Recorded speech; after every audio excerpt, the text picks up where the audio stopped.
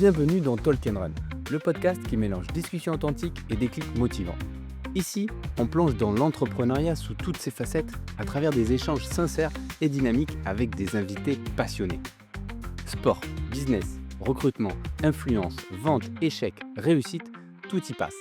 Sans filtre, comme une bonne course du dimanche matin entre potes. Chaque série d'épisodes nous plonge dans un univers pour comprendre les parcours, les défis et surtout les résultats. Que vous soyez entrepreneur, à la recherche d'inspiration ou simplement curieux, Talk and Run est là pour vous motiver et vous apporter des clés concrètes. La vente, c'est un vrai sport. Et quand tu es jeune, femme et ambitieuse, le parcours est souvent encore plus costaud. Dans cet épisode, je reçois Chanel. Et avec elle, on va parler de son parcours, de sa façon de négocier, des moments où elle a dû prouver qu'elle avait vraiment sa place et surtout, comment elle a construit son propre jeu pour avancer, performer et tracer sa route. Vente, mindset, négo et résilience, on va parler de tout ça avec Chanel. Allez, c'est parti. Salut Shannon, Salut Jordan, tu vas bien? ça va très bien et toi? Ouais, tu m'as pas appelé Jordan donc déjà c'est Non. pas mal. J'ai un prénom aussi compliqué donc je fais attention sur les prénoms. Ça marche. Très content de te recevoir et de discuter avec toi. On vient déjà de faire un pré-podcast donc c'est trop cool. On a explosé tout le timing. On va commencer notre podcast de cette capsule kilomètre zéro par un question-réponse ultra court, histoire de voir un peu l'arrière-boutique. Ça te va? Ok, bah merci de me recevoir déjà. Avec plaisir, ça va être trop bien. Du coup, première question, le dernier truc que tu as négocié dans ta vie perso? Mon CMO, et je l'ai filmé d'ailleurs. Excellent, c'est vrai? Ouais, j'ai filmé parce que j'étais avec un pote et il m'a dit il faut absolument filmer ça, c'est une masterclass. Il m'a dit mets le haut-parleur et j'ai négocié, on est passé, j'ai perdu 2000 balles je crois. Enfin j'ai réduit de 2000 balles. Oui, c'est mieux. C'est mieux de réduire. Bon, ça La dépend presta. comment tu vois les choses. Ah oui, bon, non, Deuxième question, ton mot préféré en closing? Est-ce que tu as un mot qui ressort souvent? Est-ce que tu as analysé tes mots les plus utilisés ou pas? J'ai pas de mots, j'ai des phrases. Ok. Si j'ai des Ta petites phrase, catchphrases. ouais. Qu'est-ce qui nous empêcherait de collaborer aujourd'hui? Ça, c'est une phrase que j'aime beaucoup. Qu'est-ce qui nous empêcherait de collaborer aujourd'hui? Petite question ouverte, on aime. Ouais. La vente, c'est plus du mental ou du talent? Du mental. Le sport que tu détestes ou en tout cas que tu pratiques le moins? La course. J'ai horreur de courir. Nickel. Je peux pas. En plus, c'est super pour ce podcast, mais De ouf. moi, je suis très pilates, soulevé de poids. Tu vois, des trucs un peu low impact. J'aime bien le cardio, tu vois, j'adore la boxe et tout. Je vais chez Punch, moitié boxe, moitié bootcamp. J'adore le bootcamp. Ouais, mais Mais pas. courir, genre faire que ça pendant 1 heure, je pense que j'arrive pas. En fait, mon cerveau, il pense trop. Et j'ai essayé, j'ai un moment apprécié. Mais tu vois, genre, je pense que je suis incapable de faire un 5 km. Ça te va pas, quoi. J'y arrive pas. Le- Ça ne me le va pas. prochain J'ai essayé podcast est plusieurs mon fois, ouvert. franchement, j'ai pas lâché, mais la course, Mais t'aimes c'est pas. très compliqué. Mais j'adore le sport, par Ok, contre. trop bien. On fera le prochain podcast en courant. Je sais pas, je vais mourir au bout de 200 mètres. Je De te ouf. préviens, il va pas durer très longtemps ton Il aura podcast. duré 3 minutes. Ce que tu écoutes avant un rendez-vous important, ou en tout cas ta musique préférée, qu'est-ce qui te met dans l'ambiance? Du rap, Allez, pareil. Français ou US? les deux. Ok. Ce que tu réponds quand on te dit t'es trop jeune pour ce poste ou t'es trop jeune pour ce job? Parce que, T'es trop vieux pour être encore là. talon ou basket pour aller closer? Les deux. Ok. Ça dépend du client. Tu t'adaptes. Absolument. T'as déjà eu un moment vraiment gênant avec un client ou pas? Ouais. Vas-y, tu peux nous le raconter. Ouais. J'ai un prospect qui voulait m'inviter à boire un verre. Ok. C'est très gênant comme situation. Tu peux dire son nom? Non, je rigole. Non, je peux pas, mais du coup, j'ai décliné gentiment. Mais c'est toujours très compliqué parce que il le fait en fin de négo, tu vois. Ouais. Donc, Ok. c'est toujours ta position de... T'es obligé presque d'accepter ou en tout cas il te met dans cette situation-là, quoi. Non, moi, par contre, j'accepte jamais. Non, J'ai non, mais des c'est pas, principes. il t'est pas obligé, mais lui il te met dans cette situation-là, Ouais, tu vois, il le met à la fin, quoi. Après, moi, je lui dis, tu vois, je lui dis clairement, je lui dis, en fait, si vous voulez acheter le produit parce que vous espérez qu'on aille boire un verre avec nous, je préfère vous dire qu'on fait pas affaire, c'est mieux. Ouais. En fait, tu vois, ça le remet un peu dans sa position, mais tout en délicatesse, tu vois. Ouais. Le but, c'est pas de lui dire, je veux pas de toi, c'est juste, si vous faites ça pour ça, en tout cas, sachez que c'est absolument pas ma manière de travailler. Moi, mon but, c'est de vous fournir un produit qui vous apportera de la valeur. Ouais, pas confondre les deux, quoi. Exactement. Le conseil en égo qu'on t'a donné et que tu n'appliques pas. Que je n'applique pas Ouais. en égo qu'on m'a Ouais. donné, Le truc le plus claqué. que j'ai du mal à appliquer, c'est la patience. Ok. Tu vois, c'est des fois, ça peut m'arriver un peu de lâcher le steak par fatigue. Je l'ai eu là récemment, je me suis disputée avec un monteur parce qu'il s'est un peu moqué de moi, tu vois. Il m'a dit, ouais, si tu veux, je te fais le truc gratuit. Et après, il m'envoie un message, enfin, genre, le message d'après, c'est si ça te plaît pas, on modifie jusqu'à ce que ça te plaise. Et il m'envoie un truc, genre, éclaté, tu vois. Et je lui dis, franchement, tu sais quoi, laisse tomber. Pas batailler, quoi. En vrai, j'en veux pas, tu vois. Ouais. Enfin, genre, laisse tomber. Il me dit, non, mais c'est pas du tout ce qu'on avait dit. On a dit que je ferais des modifications jusqu'au bout, blablabla. Je dis, mais je ne veux pas de modifications. Ni tu perds du temps, ni je perds du temps. On arrête là, je vais pas poster le reel. S'il va rien se passer, tout va bien. Mec, il m'a pas lâché le steak, je te jure, ça a duré 1 heure. Oh. Sauf que le problème, c'est que moi, je suis quelqu'un de très honnête. Et du coup, j'ai pas forcément envie, tu vois, de bloquer les gens et de dire, vas-y. Parce que j'ai pas envie qu'ils pensent que je l'arnaque, tu vois. Ouais. Parce que son reel, j'en veux pas. Et du coup, je reprends le message et tout. Il dit, oui, mais ça suit avec mon prochain message. Tu sais, il me faisait des métaphores de merde, genre du croissant, du pain. J'ai rien compris à ce qu'il me disait. Il était tout seul. Ah non, mais il était tout seul. Et je lui dis, mais t'es infernal, t'es un parasite. J'ai jamais vu ça de ma vie, tu vois. Et j'ai lâché le steak, tu vois. Je lui ai dit, c'est quoi, tiens, prends tes 40. Enfin, pour 45 €, je perds déjà trop de temps, tu vois. Ah ouais, mais puis Je lui ai dit, prends tes 45 € et on n'en parle plus, tu vois. Mais je lui dis, plus jamais de ta vie, tu travailleras avec moi. Ouais. C'est fini. Ni avec moi, ni avec tous les gens que je connaisse. Ouais, incroyable. Pour 40 balles en plus. Ah, mais il a pas voulu. J'en veux pas. Il dit, si, je vais faire les modifications juste au bout et tout. Et il m'envoie, je lui dis, tu sais quoi, enlève, mets juste les sous-titres en blanc, c'est tout ce que je te demande. Voilà. T'aurais Genre- limite, tu devais lui dire, ok, c'est bon. Et puis Non, mais tu mets les publieras. sous-titres en blanc et tu vois, genre, c'est good, tu vois. Et il m'envoie, il dit, ah bah j'adore mon métier, tu vois, j'ai fait les modifications et tout. Enfin, tu sais, en plus ironique et tout. Gamin et tout. Ouais. Ouais, tu vois, en fait, je me suis dit, vas-y, tu sais quoi, lâche le steak. Donc, des fois, tu vois, c'est un truc que j'applique pas, que je dis à mes clients, je dis, non, tu campes dans ta position. Moi, des fois, je lâche le steak. Ok. Alors que Pas patiente éthiquement, du j'aurais tout. dit non, tu vois. Ouais. Par principe, j'aurais dit non, tu m'as dit que c'était gratuit, Ouais. j'en veux pas. Il me dit, j'ai passé 4 heures dessus, mais je t'ai pas demandé, moi, de passer 4 heures sur ce Reels, tu vois. J'allais rebondir, mais on va finir les questions. Si tu devais vendre du sable dans le désert, tu prendrais combien? Si je devais vendre du sable Ouais. dans le désert, je vendrais combien? Tu prendrais combien? Ah, beaucoup, je pense. Je pense que j'arriverai à bien le vendre. Ok. Je dirais que ce sable-là, il est spécial et que c'est lui qui apporte la chance pour trouver le bon chemin.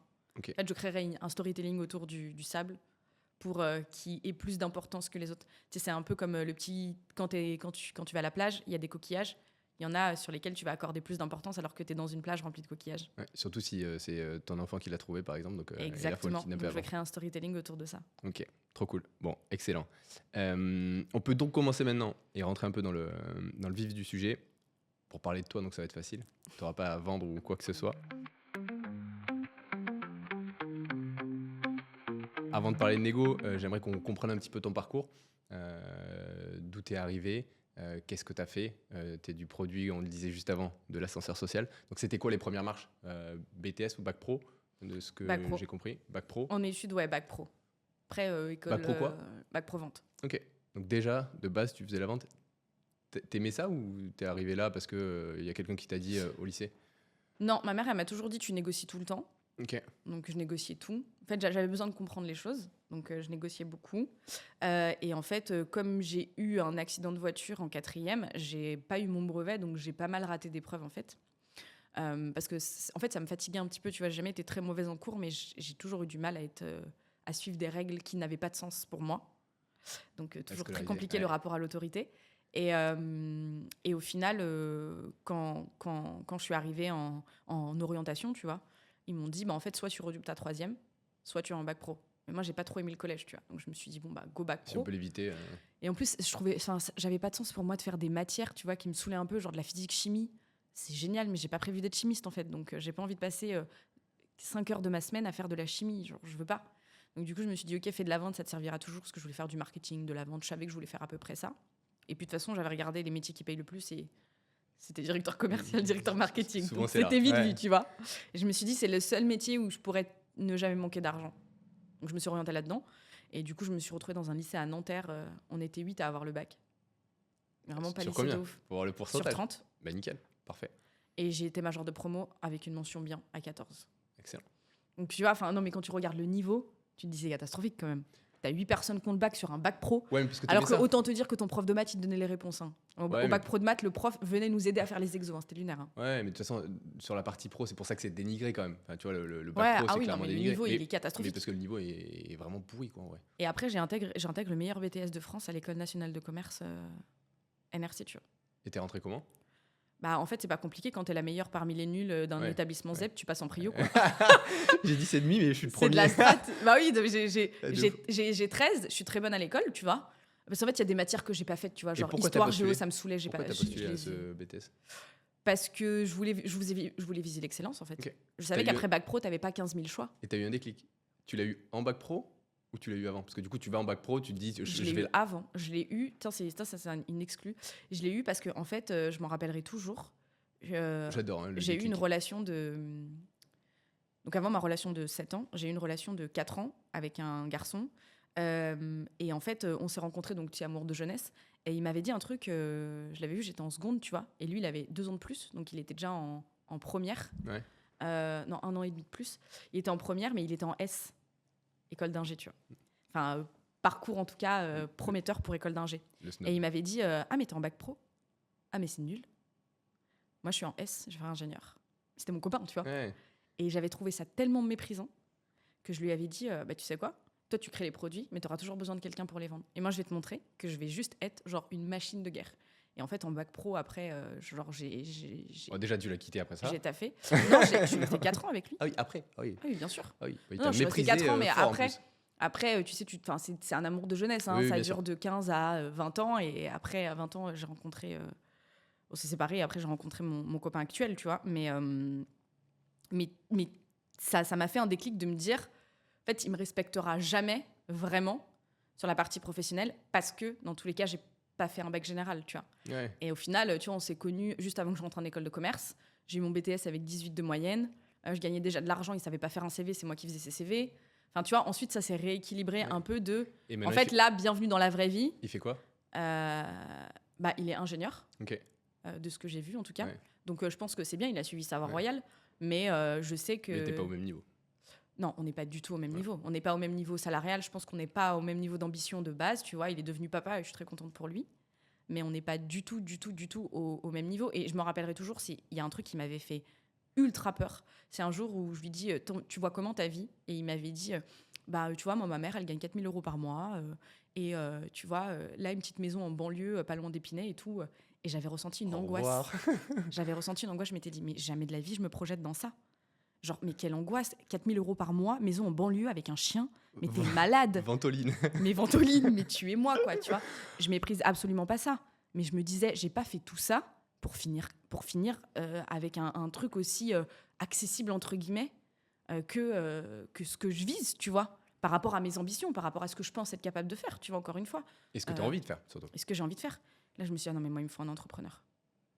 Trop Et bien. j'ai craqué sur mon mec le jour où il m'a dit, bah, moi, je veux être entrepreneur. Je lui ai dit, ah, on va bien s'entendre. Il est Excellent. entrepreneur. Allez, nickel.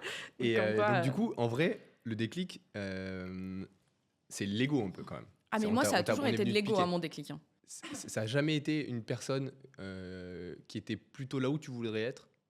C'est de l'ego?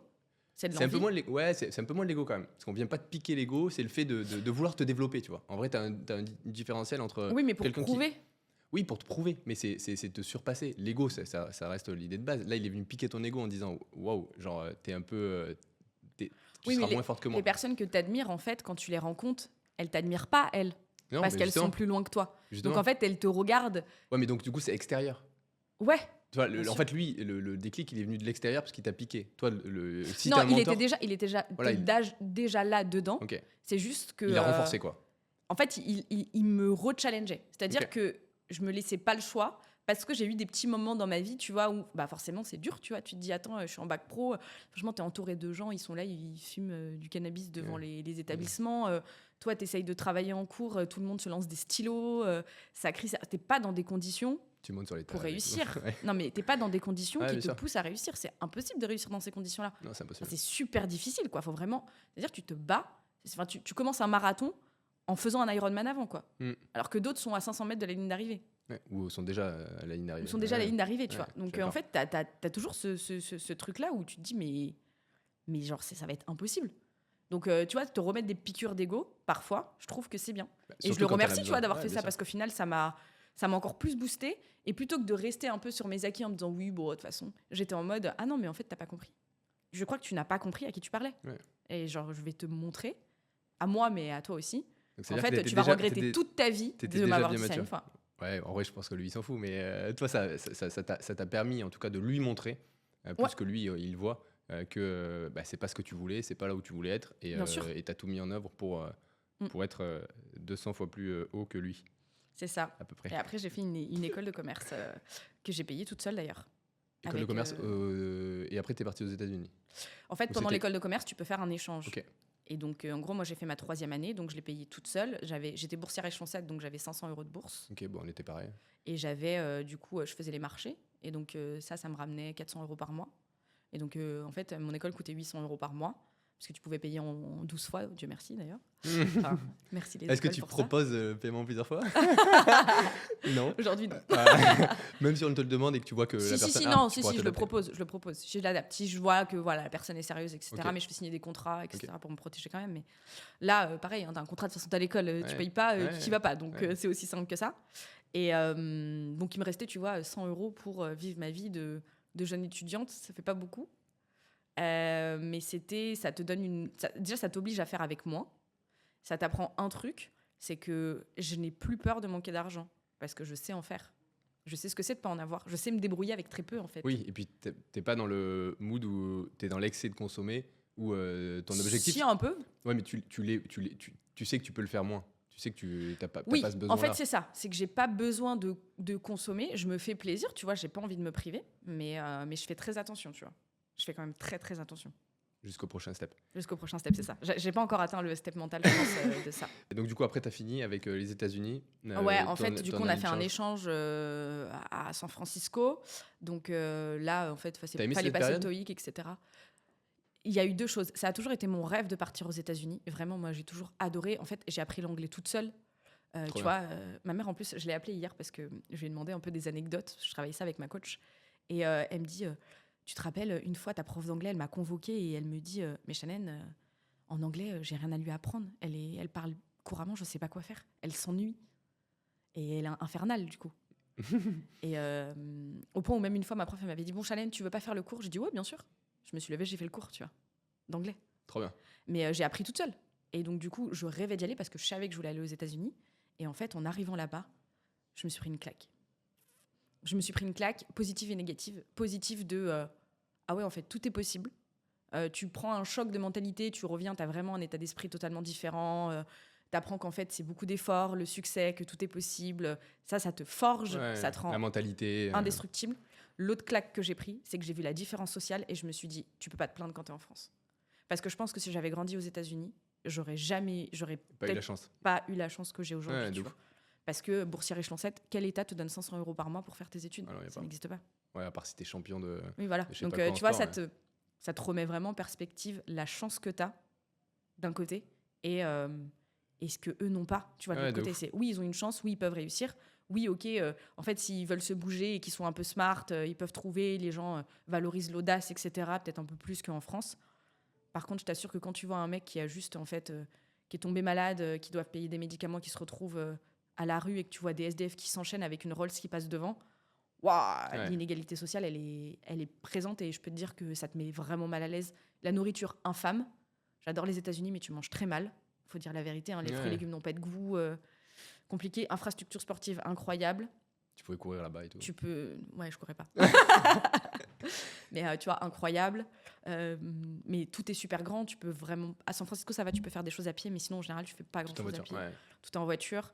Donc, tu vois, il y a des pour, il y a des contre. Et j'idéalisais un peu le truc. Ça m'a remis un peu les pieds sur terre. Et ça te fait te rendre compte de la chance que tu as aussi. Ouais, on est privilégié. On est un peu privilégié, ouais. Beaucoup même. Ouais. Surtout en bas de l'échelle. Trop bien. J'avais d'autres petites questions pour ton parcours, mais je pense qu'on pourra en faire qu'un podcast, en vrai. Donc C'est trop gentil. on va passer sur la question, en tout cas sur la partie 2. Et jeune, femme et issue de l'immigration, Ouais. en vrai, quand tu es arrivé au début de ta carrière, est-ce que tu l'as bien vécu ou pas? Ou est-ce que ça t'a piqué? Parce que je pense que toi, ça t'a piqué et ça t'a permis d'être encore plus solide. Ou il y a des moments où tu l'as senti en difficulté, forcément. Ouais. En fait, j'ai toujours été la plus jeune dans tous les environnements où j'ai grandi. Donc, en fait, j'étais la plus jeune dans les entreprises où j'allais. J'ai été la plus jeune à battre des records aussi, tu vois. Donc, je battais des records d'âge, je battais des records de chiffres. Et du coup, ça te pousse à te challenger et ça te dit qu'en fait, tu as encore plein de temps devant toi. Donc moi, je l'ai toujours vu comme quelque chose de positif au final, mon âge, parce que du coup, ça montre que je peux apprendre plus vite que les autres et qu'en plus, ça veut dire que ma marge de progression, elle est énorme parce que du coup, j'ai encore plus d'années pour accumuler de la connaissance. Donc pour ça, bien évidemment, il faut s'ouvrir un peu l'esprit et pas se dire que tu sais tout. Donc ça, c'est la première chose. Le fait d'être une femme dans un milieu d'hommes, ça a ses qualités comme ça a ses défauts. L'avantage que tu as, c'est que tu es tellement sous-estimée, mais t'intrigues aussi beaucoup. Donc c'est pas une bonne chose que tu es sous-estimée, mais du coup, tu peux prouver beaucoup plus de choses. C'est-à-dire qu'on te voit moins arriver. Tu peux être beaucoup plus challenging dans tes questions, dans la vente, dans tes entretiens. Et du coup, on va valoriser ce côté un peu attitude masculine. Ok. Donc c'est un peu l'énergie masculine, tu vois. Ça, c'est la première chose. La deuxième chose, c'est que, en fait, ils te sous-estiment, mais c'est une qualité parce que du coup, tu les intrigues. Et donc, tu vois, c'est tout bête, mais quand tu vas te décrocher ton téléphone et que tu es dans un secteur d'hommes, ils ne s'attendent pas à avoir une femme. Donc, ça va les intriguer, donc ils vont vouloir savoir ce que tu as à dire. Ça peut être des avantages. Ouais, pareil, il y a des quotas dans certaines boîtes. Donc, tu vois, dans la finance ou autre, quand tu es une femme, au final, c'est un avantage parce que à compétences égales, ils prendront la femme pour respecter leurs quotas. Donc, il y a de la discrimination qui est positive, qui, je trouve, est très bien. Tu vois, il y a plein d'organismes de femmes, etc. Moi, je suis contente d'être une femme parce qu'au final, j'ai une meilleure intelligence émotionnelle. Je trouve que c'est aussi une qualité qui est beaucoup plus féminine que masculine. Donc, ça me sert et c'est surtout un avantage dans mon job. Ouais, de ouf. Exactement. Mais aussi pour comprendre un peu plus les gens et créer des relations de confiance. Moi, mon âge, je suis un peu comme Mbappé. Tu me parles pas d'âge. Au début, tu vas me sous-estimer, tu vas te dire, elle est jeune, etc. Viens, on parle résultat. Et c'est pas grave. Pense que je suis nulle, ça va durer 1 mois. Et au bout d'1 mois, tu vas te rendre compte qu'en fait, c'est pas de la chance. Parce que la chance, ça arrive une fois. Ça arrive pas sur 12 mois. Ça arrive pas sur 3 ans. Ça arrive pas sur 10 ans. Donc, je sais qu'au bout d'un moment, ils vont prendre conscience. Et moi, c'est pas grave. Je suis patiente, je te laisse penser absolument ce que tu veux. Parce que les gens que tu croises quand tu montes, c'est les mêmes que tu croises en descendant. Donc, c'est pas grave. Pense que je suis en bas ou pense que tu es en haut, il n'y a pas de souci. Tout me va. Et parce que ça, maintenant, c'est plus facile d'avoir ce comportement-là. Je l'ai toujours eu. Et ça n'a pas été difficile au début. En vrai, tu vois, d'avoir une certaine pression de certains, même des coups bas, tu vois. Si. Les filles sont jalouses. Tu vois, c'est un vrai truc. Mais dans les boîtes où j'ai été, les filles, parfois, étaient un peu jalouses. C'était quoi ta béquille? Tu vois, genre, quand tu vis 2 mois de 4 jalouses dans le bureau, tu vois, il faut que tu en parles, t'évacues. C'est quoi, la famille, la course à pied, tu vois, il y a forcément une béquille où quand ça va mal, où t'arrives à te ressourcer. Aujourd'hui, c'est peut-être toute seule en relativisant, tu vois. Mais à l'époque, tu avais forcément... J'ai toujours eu de la chance d'avoir un entourage qui était plutôt sain, Okay. tu vois. Mon copain est d'un soutien infaillible, vraiment, et je le remercierai jamais assez. Je pense que c'est très rare de trouver des gens aussi... La décharge, elle est de son côté, quoi. Ah non, vraiment, il est incroyable. Ils m'aident beaucoup, tu vois, ils m'aident beaucoup à relativiser, à prendre aussi pas mal de recul. Les jalouses, il n'y en a pas eu beaucoup, tu vois, à part dans mes stages, c'était des milieux plutôt féminins. Comme je suis dans des milieux masculins, on n'est pas beaucoup de filles. Ou des mecs Donc, qui tu vois, te mettent une pression, tu vois. Non, les mecs, en fait, c'est ouf, hein, mais on a tous un unfair advantage. Un de mes unfair advantage qui m'a toujours suivi, c'est ma manière de m'exprimer et le fait que je sois pas trop moche. Et donc, en fait, les mecs, ils essayent plus de me draguer la plupart du temps que vraiment, tu vois, de me rentrer dedans. Parce que c'est humain, tu vois, je pense que c'est animal presque. Donc ça, c'était un peu mon unfair advantage. Donc, j'ai pas trop subi de pression, entre guillemets, sur ce point-là. C'est plus te sous-estimer.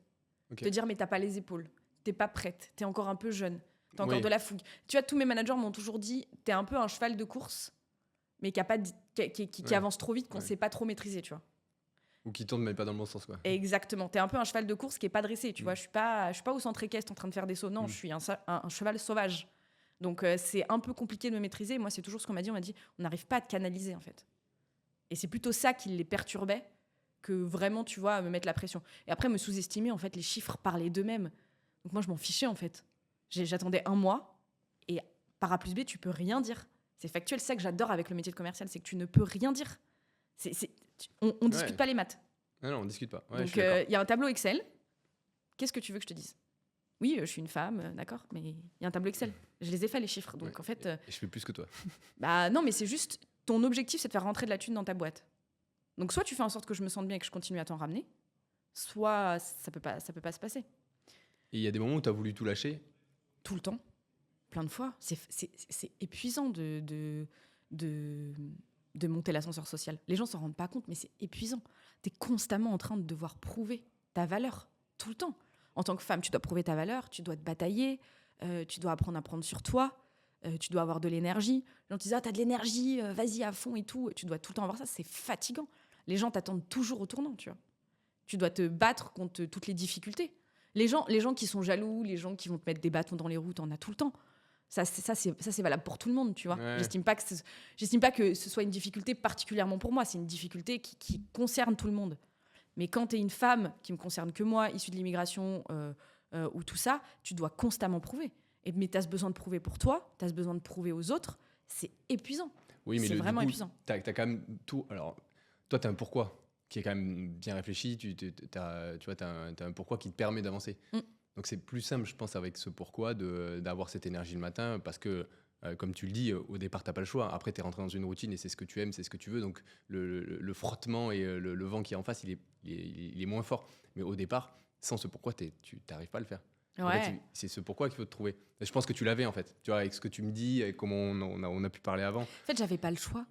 Tu vois, il y a un truc qui est dingue, mais tu conscientises beaucoup moins les choses quand tu ne te laisses pas le choix. Ouais, mais c'est pas le choix, c'est justement la situation dans laquelle tu étais. C'est pas le fait que tu n'aies pas le choix qui fasse que tu veux aller là où tu veux aller encore aujourd'hui. C'est plutôt le fait que tu vois la situation dans laquelle tu es et tu te dis, moi, je veux faire ça. Tu vois ? Pas parce que tu n'as pas le choix. Je vois ce que tu veux dire. C'est pas, en vrai, tu as toujours mais le en choix. fait, moi, je veux aller là, c'était pour moi ne pas avoir le choix. Ouais, mais c'est plus que ça. C'est de l'ego, c'est de la mentalité, c'est de voir les autres et te dire, OK, mes parents, ils sont dans cette situation, je vois tout ce qui se passe autour, je vois la pseudo-discrimination femme niveau social. OK, je vais faire en sorte que pour mon entourage, ça ne sera plus jamais le cas. Donc, je vais sortir de cette situation et je vais faire plus pour me prouver et pour prouver à tout le monde, tu vois. Ouais, bah c'était clairement ça. Tu vois, donc c'est pas... Il y en a plein qui sont dans cette situation. Et le choix, ils l'ont pas. Pourtant, ils le font pas. Tu vois, et donc, au final, c'est ton pourquoi. Je suis d'accord avec toi. Mais pour moi, c'est vraiment je ne me suis pas donné le choix en me disant que de toute façon, j'étais la seule à avoir les capacités de le faire. Je me suis toujours dit, t'es la seule qui comprend des choses que eux ne comprennent pas. Et tu le vois parce que tu poses des questions, tu les challenges, tu les interroges. Les gens disent, mais pourquoi est-ce qu'elle pose des questions comme ça ? Ma famille, depuis toute petite, me disait, mais vas-y, tu sais ce qu'elle faisait, ma grand-mère ? Laisse-nous tranquille. Non, vraiment, elle invitait des gens. Tu vois, on invitait des gens, on invitait beaucoup de monde à la maison, des grands repas, etc., de la famille, tout ça. Parce que quand t'as pas, t'es très solidaire, hein, c'est très communautaire. Et comme je m'exprimais très bien depuis petite, elle me mettait au milieu, elle me lançait sur un sujet un peu clivant, tu vois. Parce que j'avais des opinions très tranchées, mais j'avais 5 ans. Hein. Excellent. Et elle me mettait au milieu et elle me disait, elle me lançait sur un sujet clivant, elle disait à tout le monde, regardez comment elle parle. Elle va aller loin, regardez comment elle parle.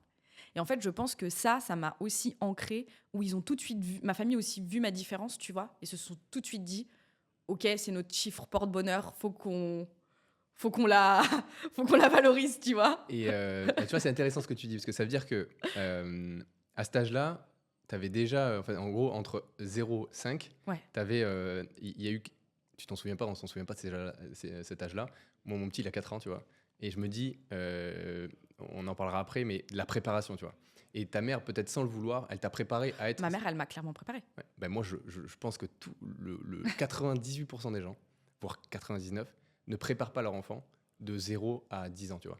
Et si tu les prépares pas en réfléchissant à qu'est-ce que tu veux pour lui, pour qu'il soit au mieux dans sa façon de parler, sa façon de gérer sa gestuelle, de réfléchir, c'est une préparation. C'est pas l'école qui va le faire, parce que déjà, il rentre à 3 ans et demi.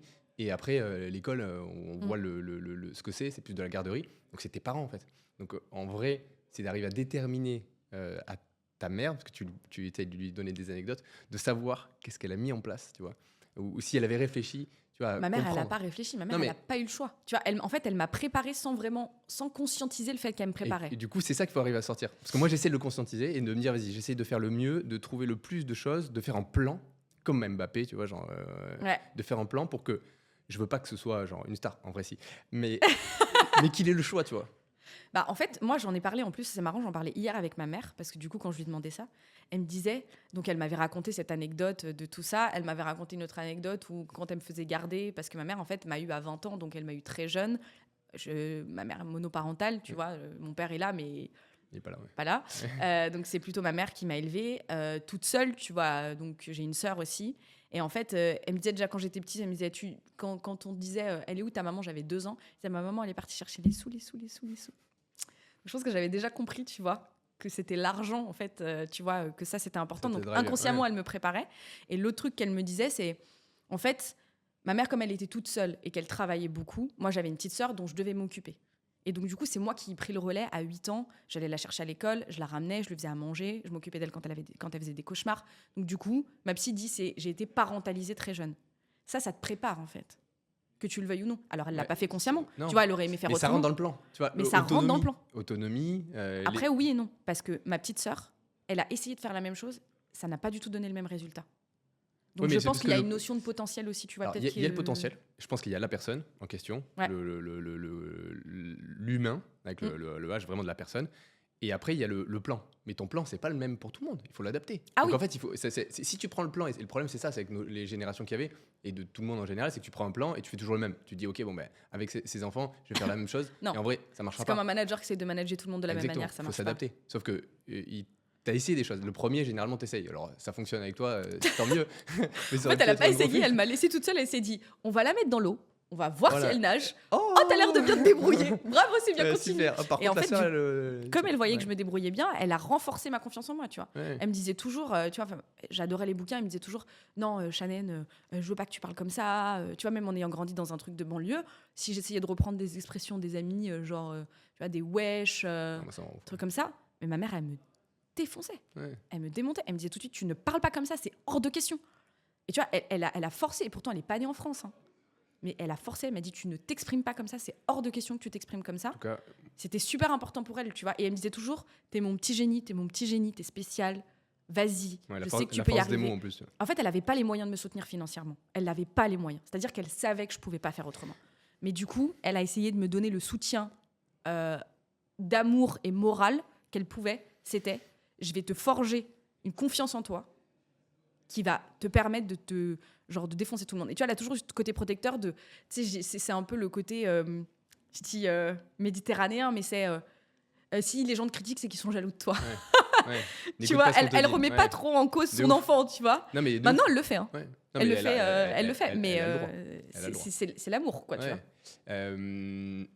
Mais c'est marrant que tu dis ça parce que tu vois, alors déjà je me suis noté l'adaptabilité pour bien faire la différence entre sur cette zone-là, parce que moi je trouve ça fascinant le comment tu ancres et que tu fais une personne Ouais. sans le vouloir, et en vrai à essayer de le faire au mieux, tu vois. Et personne ne le travaille, c'est pas réfléchi, tu vois. Et de s'adapter au moment. Et du coup tu parlais, c'est ça que je me suis noté aussi, c'est le manque. En vrai, tu vois, on dit souvent oui, j'ai manqué d'argent ou autre. Bah, c'est souvent cet élément qui fait le plus de déclencheur, tu vois. Donc quand tu donnes trop ou quand tu n'as pas cette faculté à vivre sans, à comprendre le manque, tu vois, et à comprendre la difficulté que c'est, et ça tu peux pas le ressentir si tu l'as pas vécu, tu vois. Donc le manque que tu as eu d'argent à l'époque, et plus que le manque, tu vois, la galère de ta mère. Parce qu'en fait, c'est pas tant le manque d'argent. Parce que Ah, mais je l'ai vivre avec- vécu. parce Moi, que si j'ai on t'enlève, vécu avec ma mère la galère. C'est-à-dire que pour moi, j'avais ma mère et moi, on était limite au même niveau. C'est-à-dire que je prenais les galères, c'est-à-dire que j'étais au courant de tout. Les problèmes, tu vois, de facture, les problèmes de OK, comment est-ce que tu payes, je sais. Enfin, il y a plein de choses, tu vois, que je connais aujourd'hui sur l'administration. Parce que je sais ça, tu vois, je sais le nombre d'aides que tu peux avoir, comment est-ce que tu fais un dossier pour une demande d'aide, etc. Donc il y a plein de choses sur lesquelles je suis au courant parce que je l'ai vécu avec elle. Moi, c'est moi qui remplissais les trucs de la CAF. OK, qu'est-ce que tu dois remplir? Ça, oui, oui, non. OK, tu travailles. OK, t'as ça. C'est quoi les aides que tu peux avoir? OK, ma mère, à un moment donné, elle payait même plus les transports parce que, en fait, t'arrives à des niveaux de sous-revenus Ouais, de ouf. où, en fait, t'as pas le choix, tu vois. Et il y a plein de choses. Moi, je m'en souviens, une fois, je dis à ma mère, je dis, ouais, ils ont tous un iPhone, moi, je veux un iPhone et tout. Elle me dit, mais Shannon, prends ma carte, vas-y. Je te jure que si elle passe, va. Elle m'a dit, je peux pas, je n'ai pas l'argent. Donc, en fait, elle me dit, si tu veux un iPhone, va travailler. J'avais 14 ans. C'était juste un petit peu avant que je fasse les marchés. Et je lui dis, mais OK. Elle me dit juste, va travailler. Et en fait, tu vois, c'est ça la différence entre être prépare, mais elle m'a pas trop préparé. Dans le sens où elle me dit juste, bah, va te l'acheter. Si tu as de l'argent, va te l'acheter, va faire de l'argent. Je commence à prendre un petit papier. J'écris, oui, bonjour, je suis disponible pour faire du babysitting, etc. Je mets mes numéros comme ça et je découpe, tu sais. Et je prends ça et je vais à l'escale de ma ville. Et c'est tu vois, c'est un peu le centre de jeunes. Et en fait, j'accroche ça un peu partout. Et tu vois, je vais à l'escale, je dis oui, est-ce qu'il y a des jobs, machin, parce que j'avais déjà gardé, enfin, je suis issue d'une grande famille, donc j'ai beaucoup gardé les enfants, je sais très très bien m'occuper des enfants. Je dis, je veux faire ça et tout. J'ai une dame qui me rappelle et qui me propose tous les samedis de garder ses enfants. J'avais 14 ans, tu vois, je gardais un enfant de 3 ans et un bébé. Mais je m'en occupais très bien, tu vois, je savais très bien. Et elle me payait, tu vois, 40 € la matinée, j'étais trop contente. Et j'avais économisé. Je m'étais pris mon iPhone 5C à l'époque, j'avais payé en 10 fois sur Free, tu vois. Mais tous ces petits trucs-là, tu vois, elle m'a pas dit, va faire ci, tu vois, en fait, elle m'a pas donné les clés. Elle t'a pas donné, mais elle t'a Elle m'a dit, juste si dit, tu le veux, va veux, l'acheter. voilà. En fait, elle m'a juste dit, voilà l'objectif final, débrouille-toi pour trouver le chemin. Et en fait, elle a toujours fait ça. Elle m'a toujours dit, débrouille-toi pour trouver le chemin. L'anglais, enfin, tu vois, elle pouvait pas m'aider dans mes cours. Donc, si j'avais des difficultés, je pouvais pas faire autrement. Si je voulais aller aux États-Unis, je savais que en fait, les cours d'anglais en classe, ça allait pas m'aider à parler, en fait. Donc, je me suis mis à écouter des livres, à lire des livres en anglais, à regarder, tu vois, sur Internet, j'avais un forfait, j'attendais que le soir, ce soit illimité pour aller chercher le mot que je comprenais pas, tu vois, où j'ouvrais un dictionnaire d'anglais pour regarder, où j'attendais d'être à l'école. Je regardais des séries en anglais, tu vois, sur les trucs gratuits, quand j'étais chez ma tante, parce que ma tante, elle avait un ordinateur, moi, j'avais pas Internet chez moi. Enfin, tu vois, tous ces petits trucs où j'allais au taxiphone en bas, je prenais 2 € et puis j'essayais d'aller, tu vois, de trouver. Donc, il y a toujours des moyens de se débrouiller. Je pense que c'est ça qu'elle m'a inculqué, c'est ta capacité à te débrouiller et à faire avec très peu. Et en fait, cette clé-là, c'est la clé de l'entrepreneuriat qu'elle m'a donnée. Bah, c'est la clé de la vie, en vrai. C'est la clé de la vie. Parce que quand tu vois les gens qui te demandent mais comment on fait ça, bah, va chercher en fait. Cherche, tu vois, genre je vais faire la même chose que toi. Oui. Juste prends tes petits doigts et tu vas taper sur Internet. Exactement. Et en fait, c'est ça, elle m'a dit, j'ai pas pu te donner, tu vois, une stabilité financière, j'ai pas pu te donner tout ça. Par contre, je sais que je t'ai donné les clés de la vie. Et elle est super fière de ça, tu vois, elle est super fière de moi aujourd'hui. Je sais qu'elle me le dit tout le temps, tu vois. Elle me dit, t'as pas eu peur, tu vois, j'ai fait les marchés, je devais y aller en vélo. Il pleuvait, il n'y a pas de métro à 4h du matin. Non. Donc, tu vas sous la pluie, en vélo, dans les marchés, en plein hiver. Tu vois, t'as gants, bonnet, petits trucs comme ça, Comme et tout, t'arrives, t'es trempé. Et il est 4h du matin, tu t'es réveillé à 3h30. T'es pas bien, hein. Ta matinée, elle commence pas. Tu te dis vraiment, putain, mais j'étais sur mon vélo, je me disais, mais putain, pourquoi je fais ça et tout. Mon brushing. Ma mère, elle me dit, là, je pensais pas à mon brushing, j'en avais rien à faire. Ma mère, elle me disait, mais tu vois, elle me voyait, elle me disait, mais non, mais reste et tout, ça me fait de la peine. Et je lui disais, mais maman, non, ça va pas ou quoi? Je disais, je vais pas planter les gens, d'accord, parce qu'eux, ils m'attendent. Et je dis, deuxièmement, qui va me payer? Je fais comment là pour manger cette semaine? Tu vois, je prenais des petits plats Picard, j'achetais les nouilles instantanées à 69 centimes chez Monop. Enfin, te débrouiller avec peu. Et puis on n'a pas le choix. Après, à partir du moment où tu n'as pas le choix, tu comprends que tu dois le faire et tu le fais plus facilement à partir du moment où c'est dans ta normalité finalement. Et en fait, c'est ça. Et je me disais toujours, c'est fou parce que j'ai toujours eu cette image dans ma vie, c'était, je suis dans un tunnel, je vois le bout, mais il faut que je continue, j'ai pas le choix. C'était vraiment, je me levais le matin, c'était mécanique en fait. C'était que je mettais mes émotions sur pause. C'était, tu vois, je faisais pas je me disais pas, c'est trop dur, ma vie elle est dure, c'est nul et tout. Je disais, j'ai pas le choix parce que je sais que ça va marcher. Et t'en es où dans le tunnel? Et je suis sortie. Je suis très contente, je suis sortie du tunnel. Moi, j'y suis encore. Là, je suis rentrée dans un autre tunnel qui s'appelle l'entrepreneuriat. Du coup, je suis sortie d'un tunnel, puis j'ai vu une sortie. Et je me suis dit, la route, elle a l'air sympa ici. On le voit souvent avec les boxeurs, tu vois.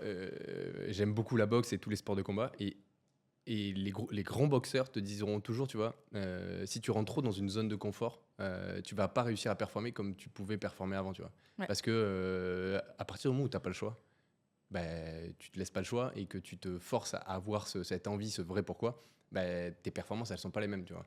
Donc, quand tu compares à un autre enfant qui, lui, avait la possibilité qu'on lui achète un iPhone 10 ou 20, c'est pas la même chose, tu vois. T'as forgé un mental, tu t'es habitué, donc tu as créé des habitudes et tu t'es créé une façon d'être et une façon d'avancer qui est, à mon avis, est la meilleure et la bonne, tu vois. Après, je pense que tu t'habitues très vite au confort. Ça, faut faire un peu attention. Tu peux très vite t'habituer à cette zone. Ça dépend de ta mentalité, tu vois. T'es quand même... Non, en fait, ça évolue. Moi, je trouve que de toute façon, l'humain, pour moi, est en perpétuelle évolution. Ta mentalité évolue. Elle est aussi conditionnée par ton environnement, beaucoup. Et donc, tu vois, des fois, quand tu arrives à un certain niveau, tu peux te dire, c'est bon, ça y est, je peux me reposer. Alors qu'en fait, tu as les capacités d'aller encore plus loin. Ouais. C'est juste, des fois, tu es fatigué aussi. Tu vois, la course, c'est bon, ça y est, t'en as marre. T'en as marre de courir. Tu as juste envie de dire stop, tu vois. Ouais, mais c'est là où il faut avoir ton pourquoi. En fait, oui et non. Parce que même si tu as ton pourquoi, ta question, c'est toujours, est-ce que ça vaut vraiment le coup? C'est l'enjeu, tu vois. C'est la différence entre le pourquoi est-ce que tu le fais. Tu vois, ton besoin, c'est toujours ce que j'ai avec un prospect, c'est son besoin. Pourquoi est-ce qu'il veut un truc? Parce qu'il a besoin Ouais, de... mais ça Et veut dire son qu'il enjeu. a changé aussi. Son pourquoi a sûrement changé. Si ton enjeu n'est pas le même, ça veut dire que ton pourquoi Ton est pas... pourquoi, il évolue tout le temps pour Bah moi. voilà, donc Tu c'est de vois, se ton pourquoi, repositionner. il change. Tu vois, j'en discutais hier avec un pote. Et son pourquoi, il a changé quand il a eu un enfant. Ton pourquoi, il change quand tu as un enfant, tu vois. Tu te dis pourquoi, en fait, je cours après ça, ça vaut plus le coup. Ton pourquoi, il change quand ta femme, je sais pas, il lui arrive quelque chose et que tu te dis, mais en fait, ça sert à rien. Là, j'ai plus de pourquoi. Mm. Mon pourquoi, il a plus de en fait, ton pourquoi, il a plus de valeur. C'est-à-dire que l'enjeu n'a plus d'importance. Ton pourquoi, l'enjeu est pas intéressant, en Ouais. fait. Il perd de la valeur à tes yeux. Ton pourquoi, il évolue tout le temps, tu vois. Mon pourquoi, là, il est comme ça parce que j'ai pas d'enfant. Parce que, tu vois, je suis jeune, j'ai pas trop de risques. Tu veux des enfants? Ouais, bien sûr. Combien? 2 maximum. Ok. Donc, tu vois, tu as vraiment ce pourquoi de ça, mais ton pourquoi, il évolue, tu vois. Et ça, c'est important aussi de le dire. C'est la vie, c'est pas linéaire. C'est pas, tu as un goal et c'est sûr que tu vas l'atteindre. Il y a des petites routes comme ça que tu vas prendre. Des fois, tu vas prendre des raccourcis. Des fois, tu vas prendre d'autres choses. Ça veut pas dire que tu vas être malheureux. Ça veut juste dire ou que tu vas être plus heureux ou autre parce que tu n'as pas finalement suivi le truc. C'est juste que la vie, elle est faite de montagnes russes. La vie, elle est faite d'aléas, de choses qui viennent et qui arrivent. Et ton objectif, c'est de t'adapter à ça et d'essayer de trouver le sens dans tout ça. Tu as un enfant, et est-ce que tu as vraiment envie d'être milliardaire? Non. Parce que tu sais que si tu es milliardaire, tu passes plus de temps avec ton enfant parce que l'enjeu, est-ce que ça vaut vraiment le coup? Non, en fait, est-ce que ton bonheur, il est pas dans... C'est souvent le ratio que tu peux avoir de travailler 5 heures de plus pour gagner tu vois, 100 euros de plus. Exactement. Est-ce que ça a du sens? Ou 10 000 euros de plus à partir du moment où tu as un salaire qui te convient? Mais là, on le dit à notre petite échelle, mais pour moi, ça fonctionne aussi, tu vois, dans le pourquoi est-ce que tu veux te prouver les choses. Oui, tu veux être milliardaire, mais en fait, pourquoi tu veux être milliardaire? Les gens ne veulent pas de l'argent pour regarder leur compte rempli. C'est pas ça. Ils veulent l'argent pour la liberté. Ouais. Ils veulent l'argent pour ce que ça apporte. Ils veulent l'argent pour la possibilité de dire non. Est-ce que c'est au détriment d'autres choses? Parce que de toute façon, moi, je dis toujours, à chaque fois que tu veux quelque chose dans la vie, je sais que tu es obligé de sacrifier autre chose. Il y a toujours une notion de sacrifice. Il n'y a rien sans rien. Et tout a un prix, tout a un coût. Qu'est-ce que tu es prêt à échanger? Est-ce que tu es prêt à échanger le fait que tu vas peut-être moins profiter que les autres? Ok, mais du coup, ton enjeu, c'est plus profiter derrière. C'est que tu valorises un peu plus le long terme que le court-termiste. Ouais, mais en fait, demain, t'es mort, il s'est rien passé. Ouais. Tu vois. Donc, à quel point est-ce que tu valorises les choses? À quel point est-ce que tu places ton curseur, ton enjeu, de ce que tu as besoin aussi à l'instant T? Tu vois, demain, il t'arrive une catastrophe, tu perds un de tes parents. Je peux t'assurer que ton pourquoi, il switch. Direct. Oui, et qu'est-ce que tu fais au jour le jour pour pouvoir profiter, par exemple, de tes parents? C'est là qu'il faut changer le Exactement, mood. mais des fois, tu t'en rends pas compte. Ouais, parce que bien des sûr. fois, en fait, tu vas te dire, non, mais mon pourquoi, il est plus important. Et après, Ouais. tu te dis, attends, je regrette de m'être battu pour mon pourquoi. J'aurais peut-être dû faire autrement. Mais en fait, non, c'est ta destinée. C'est comme ça. Tu peux pas aller contre ce que tu es profondément, tu vois. Ta propre âme. Après, est-ce que tu t'écoutes des fois? Est-ce que tu t'écoutes pas? Est-ce que tu vas dans certaines directions ou autres? Mais c'est tellement complexe, Ouais. je pense, que pour moi, ce serait un peu du bullshit. Ça ferait un peu truc de développement personnel de oui, non, mais il faut y aller à fond, t'inquiète et tout, machin. Non, c'est pas vrai. Il y a des aléas dans la vie que tu ne contrôles pas. Tu sais pas comment ton corps va réagir. Tu sais pas comment toi, tu vas réagir. Et tu essayes juste de faire du mieux que tu peux en réajustant avec ça, avec tes propres armes. Oui, du mieux pour toi, en tout cas. C'est pour ça qu'il faut vraiment se poser la question. Exactement. Et moi, je pense que tu vois, dans la vie, on te met toujours à disposition des armes. En fait, tu vois, un peu comme dans un jeu vidéo. On te met à disposition des armes. Et après, c'est à toi de capitaliser sur les armes que tu utilises. Est-ce que là, à ce moment-là, tu vas prendre une Kalachnikov? Est-ce qu'à ce moment-là, tu vas prendre un flingue? Est-ce qu'à ce moment-là, tu vas prendre un couteau? Qu'est-ce que tu vas venir utiliser comme arme pour atteindre ton objectif? Et il y en a d'autres qui vont mieux savoir manier les armes que toi, qui vont savoir les utiliser au bon moment. C'est ce qui va faire qu'ils vont aller plus loin dans le level. Mais toi, en fait, peut-être qu'à ce moment-là, tu n'as pas forcément envie d'utiliser une calache, tu vois. Ou pas forcément envie de Pas passer au level forcément, ou tu suivant. ne sais même pas l'utiliser, ça se trouve, tu n'as même pas le mode d'emploi. Ouais. Dire que l'arme, elle est devant toi, l'opportunité est devant toi, mais tu ne sais pas la saisir parce que tu n'as pas les compétences pour l'utiliser correctement. Ou que tu n'as pas appris les compétences. On va pouvoir jouer à GTA. J'adore GTA. J'utilise tout le temps des cheat codes en plus. Ouais, de ouf.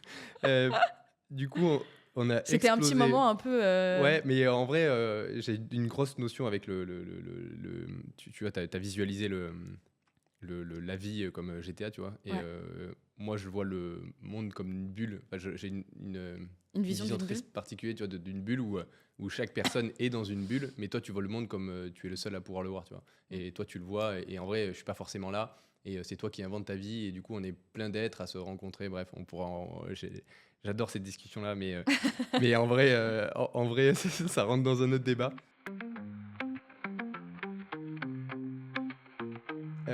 J'aimerais qu'on parle un peu de la vente. On y était un peu, tu vois, sur le chemin qu'on prend, sur la préparation. Et en vrai, la vente, c'est quand même une prépa. C'est un peu comme le sport. On le disait tout à l'heure. Si t'as pas préparé ta vente, je dis pas ça va pas fonctionner, mais en tout cas, tu laisses beaucoup plus d'aléas à de la chance et à de l'impro. Et dans la vente, c'est pas le plus pertinent. Donc, en gros, pour toi, est-ce que toi, tu prépares à chaque fois tes ventes? Déjà, est-ce que tu en fais encore beaucoup ou pas? Ah bah Ouais. tous les jours, je suis entrepreneur maintenant, donc je dois vendre tout le temps en fait. Ouais, mais tu pourrais avoir quelqu'un qui vend pour toi. Non. En vrai. Les gens, ils peux. m'achètent moi. Ouais, mais tu peux avoir quelqu'un qui gère cette partie en vrai. Je pourrais. Aujourd'hui, je préfère le faire moi-même. Pour la simple et bonne raison que déjà, j'ai deux personnages et du B2B, j'ai du B2C aussi. Sur le B2C, c'est très simple. C'est moi, le closing, je le fais en 2 secondes puisque je leur fais la méthode et à la fin, je leur dis, je vais t'expliquer comment je viens de te closer. Et en fait, tu sais, ça crée... c'est le biais de nouveauté que ça crée dans le cerveau et la personne, elle fait « Ah ouais, non, je vais absolument apprendre à faire ça. » Et je dis « Ok, bah, pour apprendre à faire ça, ça coûte tant. » Tu vois. Donc, comme je vends un service que moi... Enfin, comme je vends de la vente, pendant le processus de vente, je vends un truc qu'ils peuvent voir. Et c'est un peu l'avantage de mon service, c'est qu'ils peuvent, entre guillemets, avoir une première impression de ce à quoi ça ressemble. Aujourd'hui, je fonctionne sous des formats masterclass, donc je ne vends pas en individuel, à part mes coachings individuels. Ok. Je vends sous format masterclass, c'est-à-dire c'est du one-to-many. J'arrive, je fais un lancement, j'ouvre mon académie, il y a X places, tu viens, après c'est fini. T'attends le prochain lancement. Ok. C'est combien à peu près pour rentrer dans la masterclass? Enfin, la nouvelle qui va Le rentrer. premier lancement, il était à 2 500 € Ok. pour un accompagnement de 3 mois. Ok. Et là, le prochain, il sera un peu plus cher, du coup. Bah, il y a inflation. Non, en fait, il y a C'est 2 que t'as choses. rajouté Il y a quoi? il y a de la preuve sociale. Ok. Donc, ma méthode marche, c'est prouvé. C'était la première du coup que tu avais La fait. première, Ok. Ouais, forcément, bien sûr, bien sûr. tu vois, les gens te font confiance, t'as pas encore beaucoup de preuves sociales parce que c'est la première fois que tu essayes ce format aussi, tu vois, de la formation en ligne, c'est la première fois que j'en crée une. Il faut toujours commencer quelque part, donc c'est normal. Le deuxième, j'ai de la preuve sociale. C'est-à-dire que mes clients ont eu des résultats. Donc, la valeur n'est absolument pas la même. Tu vois, moi, j'ai une cliente, hier, elle a signé 15 000 €. Sur une formation payée à 2 000, on est sur un ROI plutôt pas mal. C'est quoi le tu vois. profil de tes clients? J'ai de tout, j'ai de l'entrepreneur et j'ai du commercial. Et en fait, l'intérêt de mon accompagnement, c'est que comme on est sur du coaching de groupe, petit Ils sont groupe, ensemble, tu vois, ouais. 8-10 personnes maximum, l'entrepreneur parle au commercial et se challenge mutuellement. Explique-moi ce que tu vends. Bah, l'entrepreneur, il explique et le commercial, il fait « j'ai pas compris ». Et inversement. Le commercial, il explique, puis l'entrepreneur, il fait « j'ai pas compris ». C'est qu'il y a Si problème. lui, il comprend pas, Ouais. c'est que tu ne sais pas pitcher. On va retravailler le pitch. Et du coup, chacun se donne mutuellement des tips. Et en fait, le fait d'expliquer un concept et d'obliger les gens à le réexpliquer à d'autres personnes fait qu'ils le conceptualisent beaucoup mieux et qu'ils l'absorbent. Parce que le plus dur dans le coaching, c'est donner des conseils, c'est facile. Ouais. Appliquer C'est les mettre conseils, en- c'est plus ouais, difficile. les mettre en application. Donc, le fait que toi, tu doives les réexpliquer à quelqu'un d'autre fait que du coup, ça t'oblige à mieux le comprendre. Tu vois, en faisant cet exercice, je dis, OK, bah vas-y, là, maintenant, reprends sa phrase et essaye de la tourner en mode pitch de vente dans un appel à froid. Qu'est-ce que tu dirais? Et là, ils sont en mode « Ah, mais en fait, je crois que j'ai pas compris la méthode. » Bah oui, sauf que tu vas pas me le dire frontalement que t'as pas compris. C'est quand je te mets face à tes propres difficultés que tu me dis que t'as pas compris. Et donc là, on peut retravailler le truc, tu vois. Jusqu'à ce que... Moi, j'apprends une méthode. Je donne pas que des clés, tu vois. Je veux Et après, faut que tu l'appliquer. captes la méthode. Mais une fois que tu as capté la méthode, c'est plus simple pour l'appliquer. Parce que tu sais comment faire, tu vois. C'est pas, t'appliques pas un truc bête et méchant. Ouais, mais du bête coup, à et méchant. l'inverse, pour la comprendre, il faut l'appliquer. Exactement. Donc on fait vraiment les deux. Donc ça, c'est vraiment ce que je trouve le plus pertinent dans l'académie. Et après, l'autre point, c'est qu'en fait, dans la 2e édition, ils auront tous les replays des premières sessions. Donc, tu as beaucoup plus de contenu, des trucs testés, tu as des cas d'usage différents. Je crée une communauté, donc les gens font du business entre eux aussi, parce que comme tu as des commerciaux, des entrepreneurs, bah, ça s'échange du business, ça se fait des recommandations. Là, en juillet, du coup, on va tous se rencontrer. J'organise j'ouvre un bar et j'ouvre pas moi personnellement un bar, mais je les invite tous dans un bar pour qu'on puisse se rencontrer pour changer de la formation en ligne classique et vraiment créer du lien. Moi, ce que je veux, c'est faire connecter les gens, qui puissent se rencontrer, qui puissent créer du business et me dire qu'en fait, mon académie, c'est pas juste je vends une formation en ligne et terminé, bonsoir. C'est en fait, je crée une communauté autour de moi, qui est un business pour moi potentiellement plus tard, parce que tu vois, je sais que si demain j'ai besoin d'un van, j'ai un mec qui vend des vannes, je sais que je peux contacter un de mes clients. Je sais que si j'ai besoin d'un commercial ensuite, ou que des gens me disent t'as des commerciaux, je dis oui, bien sûr, tiens, j'ai toutes les personnes qui sont dans mon académie sont formées par moi, je sais qu'ils sont bons, tiens, je te les envoie. Et vraiment qu'il y ait ce truc profitable, tu vois. Je veux qu'il y ait un cercle vertueux de tout le business que je crée, parce que c'est ça qui va me permettre de perdurer sur le long terme. Et d'agrandir la communauté, tu penses que tu vas pas perdre en qualité? En fait, moi, mon objectif, c'est aussi, tu vois, c'est toujours une question d'organisation. C'est à quel point est-ce que tu planifies des points régulièrement avec eux, tu vois. À quel point est-ce que tu dis dans ton agenda, une fois par mois, je m'oblige à faire une session ouverte pour discuter avec la communauté. tu vois. Donc, bien évidemment qu'au bout d'un moment, quand tu scales, tu es obligé de déléguer, tu peux plus tout faire Pas le tout choix. seul. Mais tu peux toujours essayer, tu vas peut-être diminuer ton temps, mais il faut toujours qu'il y en ait un petit peu. C'est ta priorité, en fait. Il y a rien de plus important quand tu vends que Surtout que c'est toi t'occuper qui de tes achètes. clients et de ta communauté. Enfin, qu'est-ce que tu veux que je te dise? Il y a quoi de plus important que de faire rentrer du cash et satisfaire tes clients? Dans un business, il y a quoi de plus important que de faire ça? Rien. Et ta comptabilité, c'est tout. Te fais pas avoir par les impôts, tu vois, tu perds pas d'argent. Ouais. C'est comment tu perds pas d'argent, comment tu fais en sorte d'en gagner. T'en perds pas Ton en... produit et tes clients. Voilà. Tes produits, tes clients, ta fiscalité, ton administratif, c'est les seules choses qui sont primordiales dans ta boîte. Tout le reste ne sert strictement à rien, ou en tout cas n'est pas prioritaire. C'est bien, mais c'est du plus. Ouais. C'est pas prioritaire. Si ça te permet pas d'aller chercher du business, si ça te permet pas de faire rentrer de l'argent, ça ne sert à rien. Pour revenir à la question essentielle, tu prépares comment tes... Est-ce que tu as rendez-vous une routine de préparation négo ou rendez-vous prospect? Ouais, Alors toi, bien sûr. là, actuellement, c'est un peu la même, mais si on parle de la dernière, ils te contactent et tu as une routine de préparation? Ouais, en fait, ils me contactent alors très souvent sur LinkedIn, Instagram, TikTok, Ok. donc sur mes réseaux sociaux directement ou par mail des fois.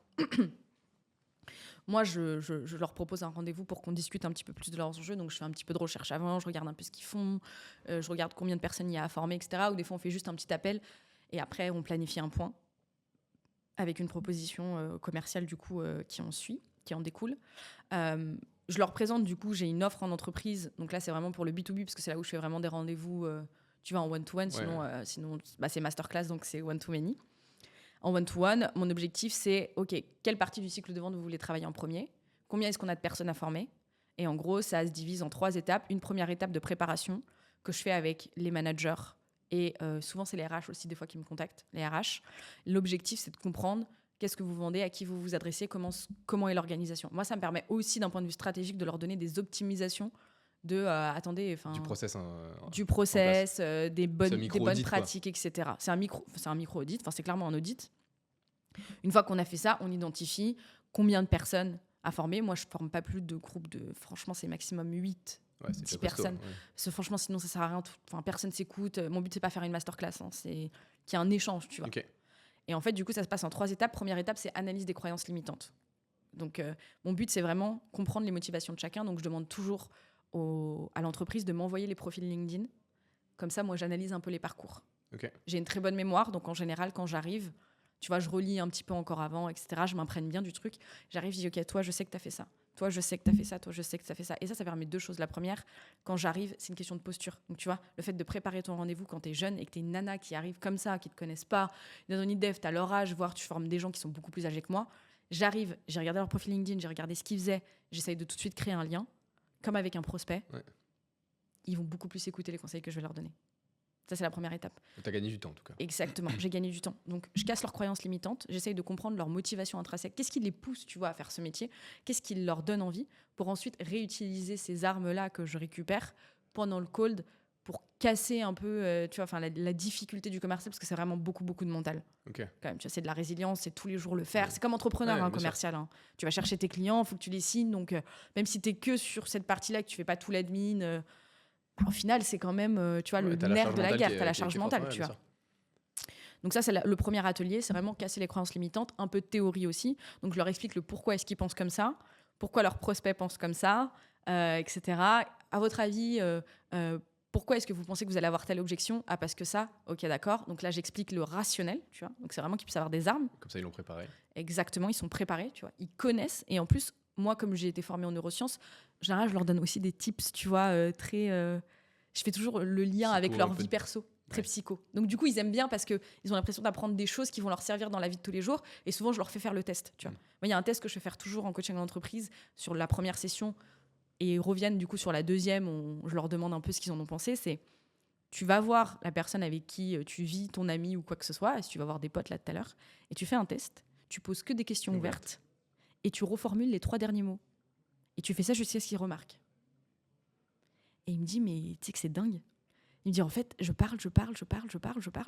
Et il remarque au bout de 15 minutes. Et à la fin, il me dit, mais c'est trop cool de discuter avec toi.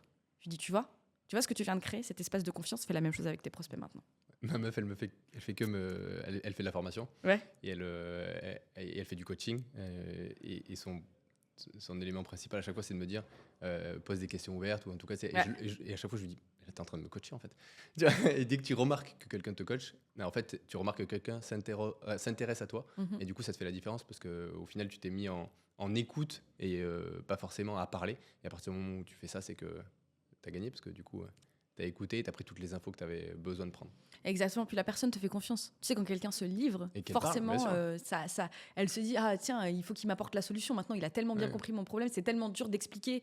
Il a pu des fois mettre des mots, tu vois, sur certains aspects ou creuser vraiment et me faire me poser les questions, comme le fait un psy. Hein. Ouais, bien sûr. D'ailleurs, ça crée tout de suite un lien. Donc tu vois, je fais cet exercice, du coup, après, ils sont en mode oh, mais c'était incroyable, C'est tout fou ça. quand même, parce que c'est Et donc, du coup, ça, c'est la base en vrai. tu ouais, vois. mais en fait, Mais tu tu vois, te rends le compte fait même de dans leur ta faire vie. faire dans Ah la oui. vie de tous les jours fait qu'ils adoptent beaucoup plus facilement Mais le ça veut dire qu'ils concept. le font pas, tu vois. Donc en vrai, ça veut dire que Ils ont du mal à le faire.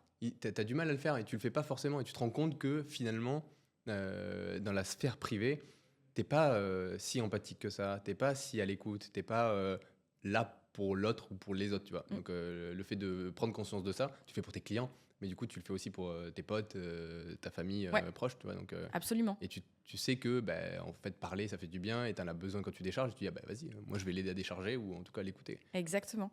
Et ça crée tout de suite en fait un lien de confiance. Tu Parce fais que plus du du coup, psy que du. bah, en fait, En vrai, c'est la vente. C'est de la vente. Ouais, Hein. bien sûr. Le psy, c'est beaucoup de vente. Et quand on fait cet exercice, du coup, ils ont confiance en moi en fait. Parce que tout de suite, je leur ai montré quelque chose qui marche dans la vraie vie. C'est factuel. Si je te prouve par A plus B que ça marche, tu vois. Et ensuite, on fait de la pratique. Pure Ok. pratique. Et moi, j'appelle avec eux. Moi, je prends le téléphone, j'appelle et je Tu leur testes montre. et tout, ouais. Parce qu'en fait, le fait de le faire avec eux, ça change tout. Ils me font confiance. Ils savent que je suis là avec eux, tu vois. Je suis pas contre eux, je suis pas là en train de les coacher, je suis pas là pour te taper sur les doigts. Je suis là pour t'aider, Ouais, t'aider à aller prendre de plus loin, l'expérience. Ouais, bien tu sûr. vois. Même si tu te dis je veux pas envie de rester dans cette boîte, ce coaching-là, il va t'aider pour toute ta vie.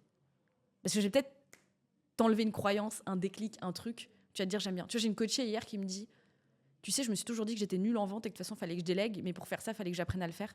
Elle me dit mais là, je crois que j'aime bien. Ah bah de ouf. Elle dit en fait, tu m'as fait apprécier le truc.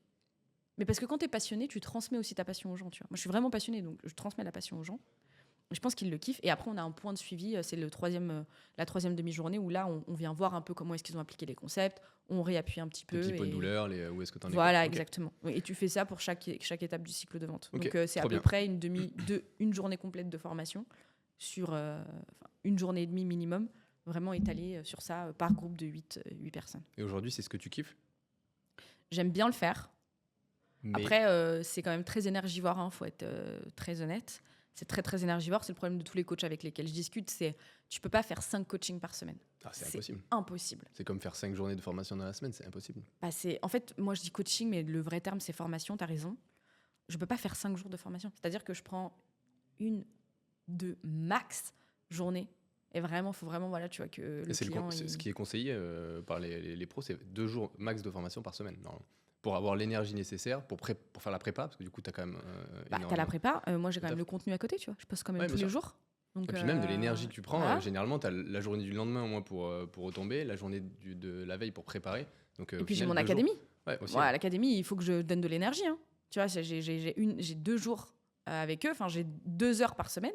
Dans les 2 heures, il faut que je sois à fond. Puis dans mes coachings individuels, je peux te dire que, pareil, il faut que j'envoie, tu vois. Les gens comptent sur moi. Donc, j'ai pas le choix. Donc, le coaching en entreprise, j'en fais très peu. Je sélectionne vraiment les boîtes avec lesquelles je travaille. Parce que, pareil, mon but, c'est pas non plus de travailler pour une boîte qui met pas aussi les ressources en face. Alors que moi, je veux bien aller coacher les commerciaux, mais à un moment donné, quand ils font leur max et toi, derrière, tu mets rien en face, je suis pas magicienne, tu vois.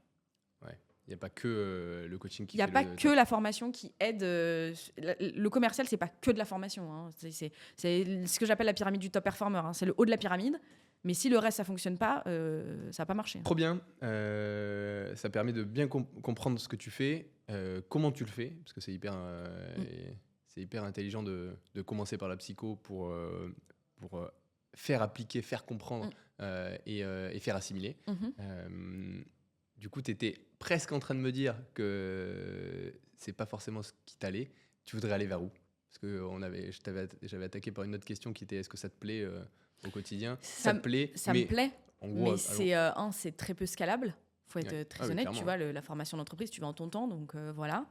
La deuxième chose, c'est que c'est beaucoup de temps aussi, tu vois, il faut faire la préparation, il faut faire les appels avec les clients, il faut comprendre exactement ce qu'ils veulent, il faut venir coacher les commerciaux, puis tu vois, les boîtes, elles en ont pas 5, des fois, elles en ont 10, 15, 20, donc en fait, avec un client, tu peux travailler toute l'année avec lui, donc du coup, tu vois, en termes de temps, t'es bloqué. Moi, je pense que j'aime bien faire plein de choses aussi, j'aime bien faire bien les choses, et j'aime bien faire plein de choses. Moi, mon objectif, c'est vraiment de me dire, je veux exploser mon marché, je veux être numéro 1 sur mon marché, d'accord ? Je me laisse 5 ans pour être top 1 sur mon marché, être une référence. Et une fois que je serai une référence, que j'aurai bien assis mon positionnement, que j'aurai eu plein de preuves sociales, plein de résultats, etc., là, je pense que je ferai un seul truc à fond. Ok. Comment je peux t'aider à être numéro 1 de ton marché ? Comment tu peux m'aider à être numéro 1 de mon marché ? Déjà, avec ce podcast, c'est pas mal, ça fait de la visu. Ok. Et puis, franchement, la force, juste la force. Je fais confiance à ma volonté. Et à l'ascenseur. Et à l'ascenseur. Je pense qu'on a terminé, mais qu'on a fait 20% du podcast. Mais bon, c'était trop cool. On va arrêter là pour cet épisode. Merci beaucoup d'être venu. Merci Jordan. Merci pour l'échange. C'était trop court. Vraiment, c'était beaucoup trop court. C'était beaucoup trop court. Mais c'était vraiment hyper intéressant. J'ai plein d'autres questions, plein d'autres sujets qu'on pourra traiter dans un autre épisode ou dans une autre émission, peu importe. Ouais. Merci beaucoup d'être venu, d'avoir Merci parlé à toi. de ton parcours, parce que c'était l'essentiel, de ce que tu fais. Donc, si on peut te retrouver, tu peux nous dire par où te contacter. LinkedIn, Instagram, TikTok, YouTube. Okay. Donc là, je fais de plus en plus de vidéos sur YouTube, tu vois, donc il faut faire tenir tout ça dans l'agenda. Journée, soirée, nuit. Les journées sont assez chargées, mais j'adore ce que je fais. Ok, bon, merci beaucoup en tout cas, et on se retrouve très vite. Merci à toi. Bonne journée. Bonne journée. Ciao.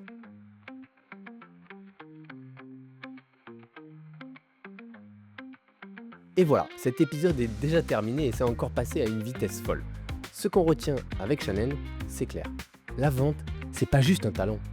C'est un mix de travail, de confiance et d'écoute. Peu importe d'où tu pars, tu peux apprendre à vendre et à trouver ton style. Faut juste accepter de sortir du cadre. Merci beaucoup Shannon pour ce partage hyper cash et hyper inspirant. À très vite dans Talk & Run, on se retrouve pour un nouvel épisode encore inspirant et n'oubliez pas, ici on parle vrai.